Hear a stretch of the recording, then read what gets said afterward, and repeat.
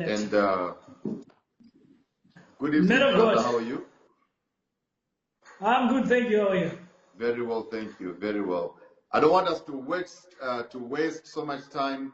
Introduce yourself and go straight to it. You know, you have shared your voice note with me where you were speaking on radio about this prophet charlatan who was here in South Africa. You were the person who exposed everything. The guy got arrested and stuff like that. So I want us to talk about the rape, the women being raped. I want us to talk about the fake miracles and the lifestyle of these people. Let's just go straight to it. Good evening to you and to everyone watching. God. Yeah. And I just want to say I'm very grateful for this opportunity because I'm one of the people. Can you hear me? Yeah, I can hear you. I can hear you. Oh, okay. Yeah. Thank you. Okay. I'm one of the people who's been in the fight with these fake pastors. Okay. Yes, working with some of the people in Johannesburg. Uh-huh. Yeah, well, I'm going to name the church and the people that I'm going to talk about. It's fine. Go ahead. Don't worry. Right. In 2016, man of God, I was actually, how did I got attracted to the church? Okay. I saw the church on TV while I was in Johannesburg in the championships of bodybuilding. Okay. Then I saw while I was in our room, in our hotel room. Okay. Then I saw on a Sunday. Okay. There was this certain short guy, certain pastor, actually prophet, by the name of Bazooka. Right. Bazooka. They call him. He called himself Angel Bazooka.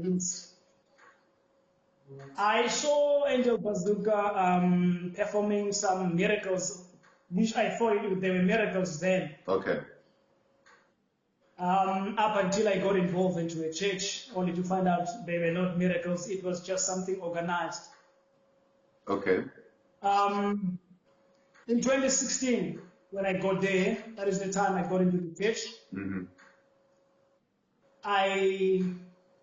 He personally pointed me that he wanted to work with me. Okay. And then I agreed to work with him. Okay. Because I knew someone who was also the part of the church before. The one who's in Rustenburg. Okay. But I did not know that they were there was any connection between them. Okay. Okay. Yeah, it seems like the day I was pointed, that is the day the one in Rustenburg recommended me to the one who was in Soweto. Okay. Mention the names, brother. Don't worry. Just. All right. Nana Pombo recommended me to Bazooka in Soweto. Okay. Yes. So Bazooka appointed me to work as his right-hand man. He first asked me if I could work as his bodyguard. Okay. And also his personal chauffeur, a driver. Okay. Yes, I agreed because I was not working then. Okay. Yeah, I was making money out of the competitions of bodybuilding and everything. Yeah. Okay. Okay. So I agreed to work for him because I'm a Christian myself.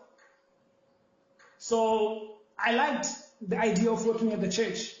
When I started working there, some of the former pastors who used to work there who knew me, that they were in Johannesburg in Soweto, they approached me and they told me, man, we know we know what kind of a person you are. We don't want to work for that church. Okay. Then I asked why. They told me, no, we used to work in that church. And then we left because of some certain matters we cannot mention now, we cannot say. I said, man, well, you guys left, for whatever reason that you guys left for, and I don't want to, whatever that reason that you left for, it was for you, then I'm not going to be involved in such issues. Okay. I didn't want to listen to me. I thought maybe the guys were kind of jealousy or something, I don't know. Then, up until there was a big service that was in a place called in Soweto, in Shawela, that is where the church was. Okay. And the church is it's in Midway, Soweto. Okay. It's close by the train station. Yes, I was there when the church was opened, and there was a big service before the church. His church was opened. There was a big service in a place called Shawela Community Center. Okay. That is when, for the first time, I witnessed with my eyes certain pastor sleeping with a minor. Okay. When I say a minor, I mean a person regarded as a man of God sleeping with a 15-year-old. And who was this pastor? Was it Bazooka or it was Nanapo? It's Bazooka. It's okay. Bazooka I'm talking about. Okay. He was using in one of the pastor's car. Okay. There's another pastor there who is named Nana, but it's not the Nana Pogu. There's another pastor there. He is named Nana. They were using his Honda to sleep with the minor in the car. To sleep with this young girl. Mm-hmm. Before that, let me just narrate things that were happening in the church. Okay.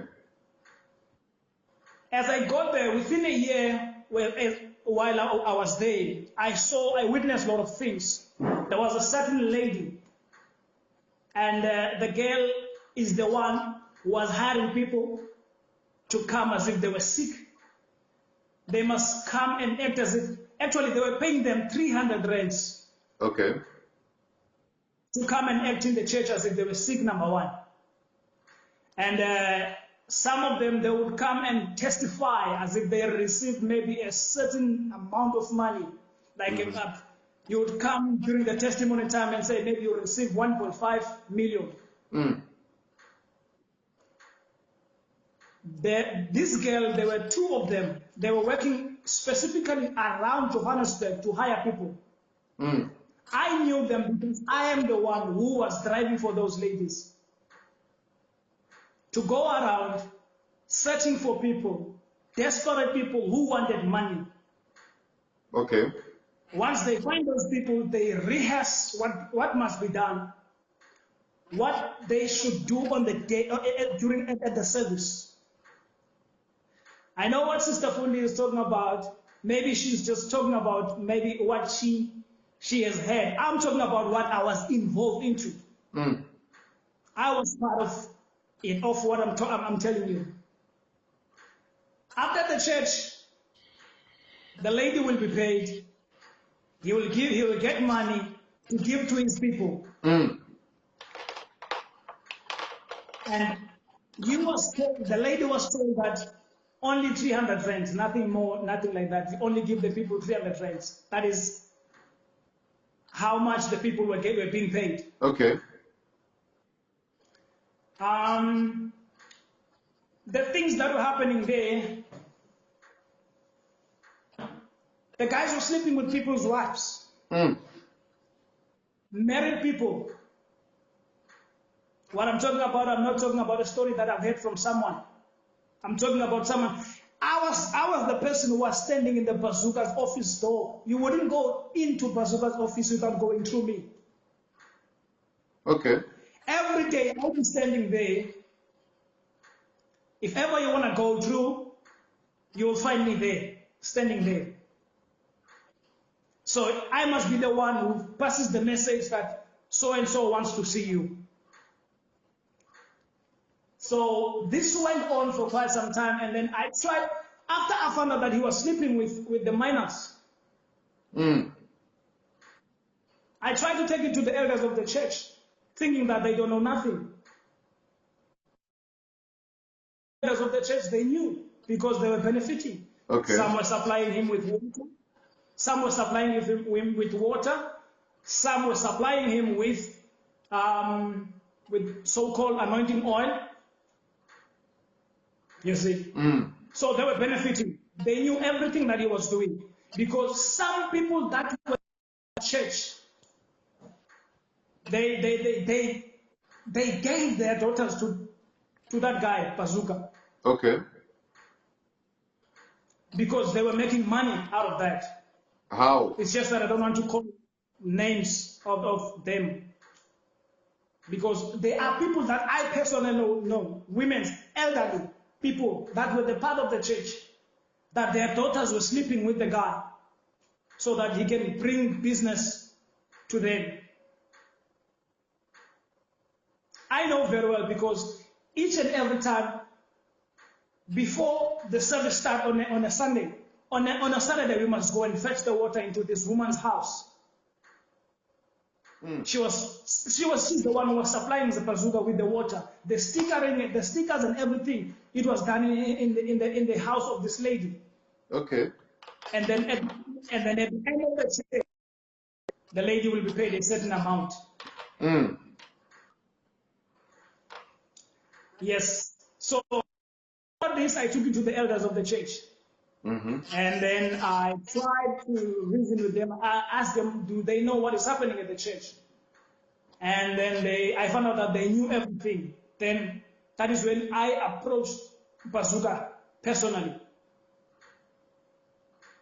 I approached him personally. That is when we started to have a fight.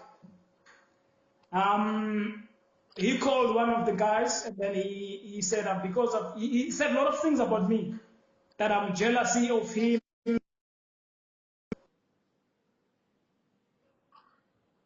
He called me by names.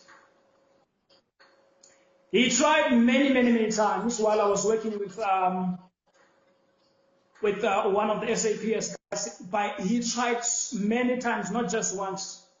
They offered me first when they seen that I was taking them into the police.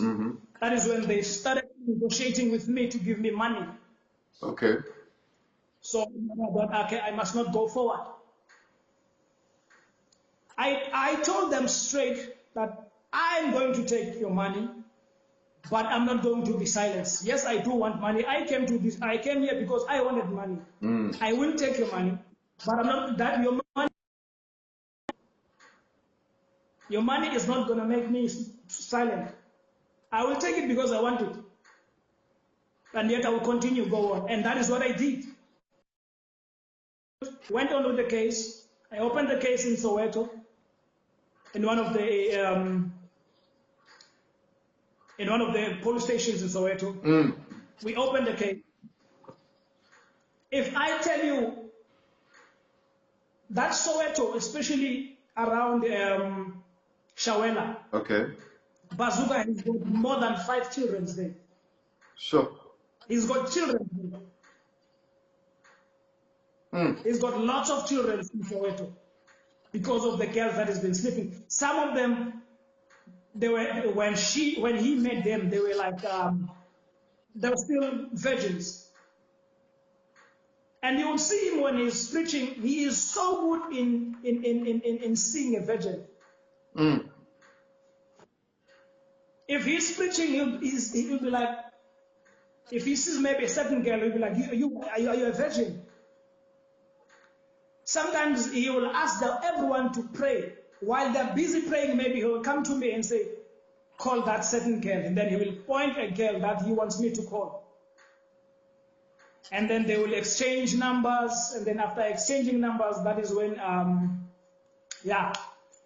after they exchange numbers, that is when, after the church, I will pick up the lady. If he asks me to pick up the lady, take it to the house. Into the house, into Bazooka's house. Whatever happens there, when the lady must be brought back, I'll get a call, then I'll go and pick the lady up, take the lady to the church. Because if they want you, this is what they do. They tell you that after the service, don't leave. Stay, remain here at the church. You must not leave the church until I tell you. Even if you are working, they don't care. They tell you, remain at the church. They know that after the service, we will escort them to the house, and then after escorting them to the house, they will send us, or maybe we'll come back. After coming back, send me a message or a WhatsApp, bring a lady so and so and so and so. Okay. Then I pick up the lady, take the lady to the church, do whatever they do. Then they're going to come back. Actually, let me not say do whatever. They will sleep with the woman, and then they will call me again. I ask the woman what was happening. Then the lady will be just honest and say, no, so and so slept with me. In the name of healing me, or in the name of he wants to anoint. He wants to use his dick to anoint me, my private parts. Using his dick. So I gathered, before I acted, I gathered as much evidence as I can. Okay. I gathered as much evidence as I can because I knew what was happening there. And one of the things that raised the question to me, after every big service, we would slaughter a goat on a Monday. If the service was on a Sunday, on a Monday we would slaughter a goat.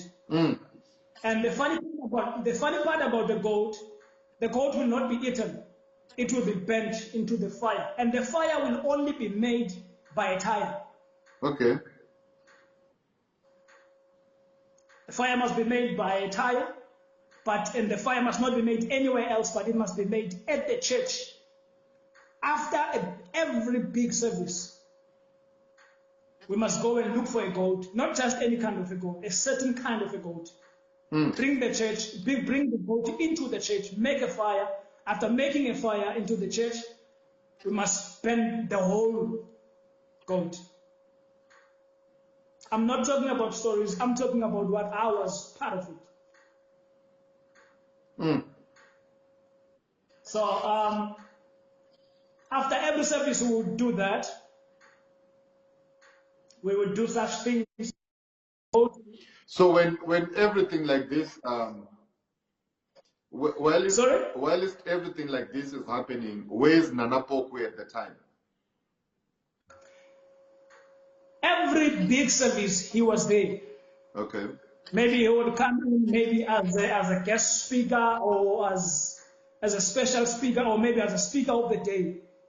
For every big service, he will come and speak.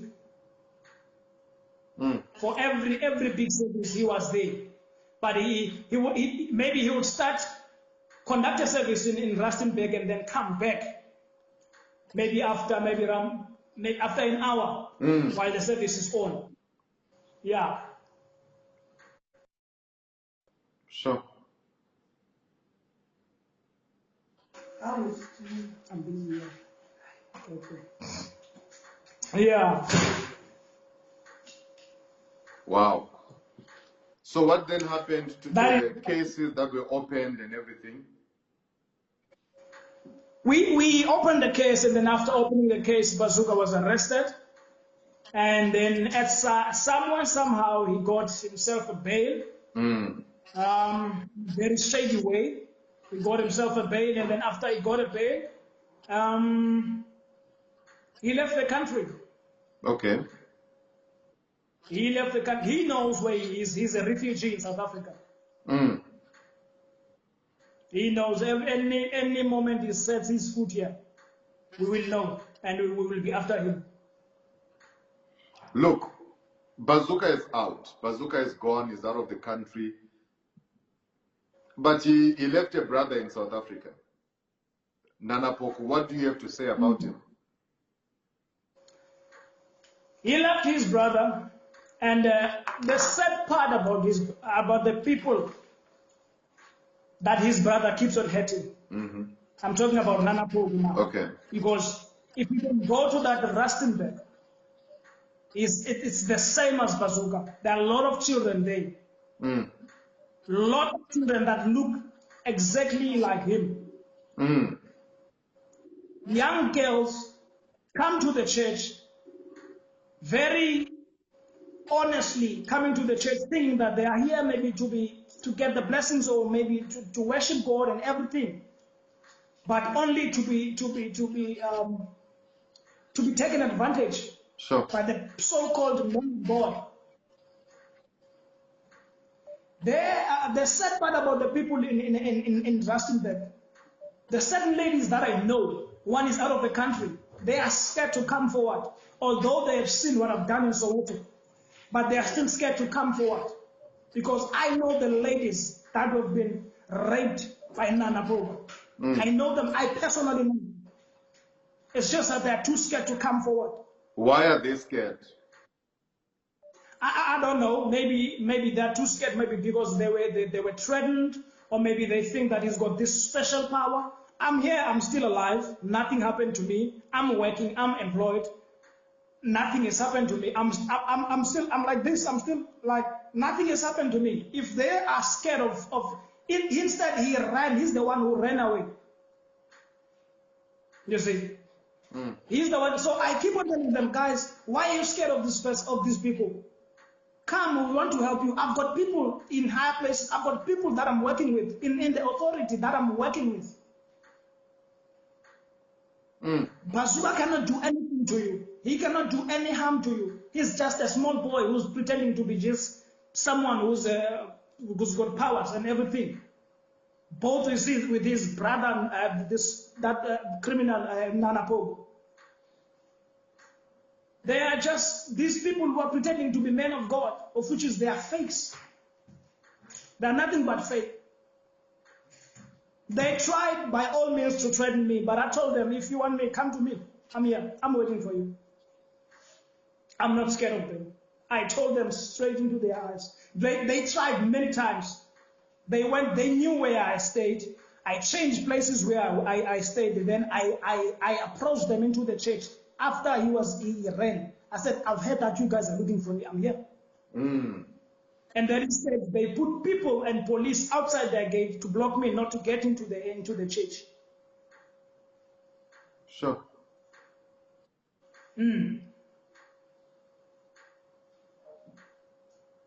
I know most of the people, they're like so brainwashed by these people, the way they would stand up for them. Because I remember the day that Bazooka came out of church, of the prison. He came out of the prison, there was this big ceremony, as if maybe one of their heroes was like out of church, where he was out of prison. The day that he was out of prison, it was like, wow, maybe someone who was arrested for doing what was good was released. There was a guard of honor, there were a lot of motorbikes, there was a big celebration. I'm talking about people of South Africa. The way they are so brainwashed in these so-called men of God. Wow. They are so brainwashed. This is sad. This is really sad.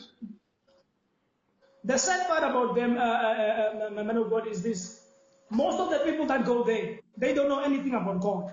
It is their first encounter to know about God.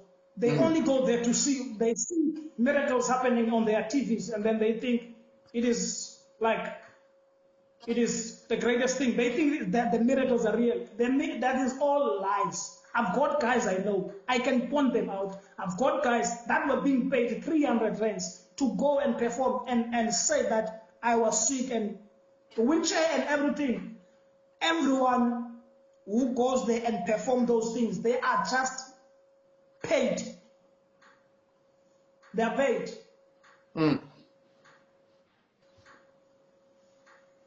There's no such thing called miracles. Maybe the last person who used to perform this, or the last person, maybe it was those people in the Bible. But these now who so call themselves pastors and prophets, actually the one I've worked with. And the sad part, if you look, I know you know Bazooka. I do, I know him. Look into his videos, the way he dresses. He wouldn't like every time we go into a service, He doesn't like us to look, he doesn't want us to dress more like him. Because what he used to tell us is that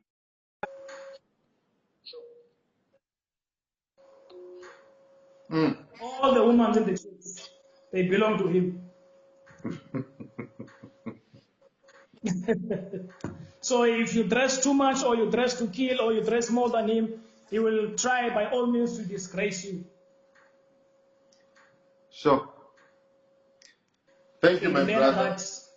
Wow, this is what do you have to say to somebody who's going to Nana Bogu's church, following Bazooka and all these other people out there? What word do you have to say for all these people out there?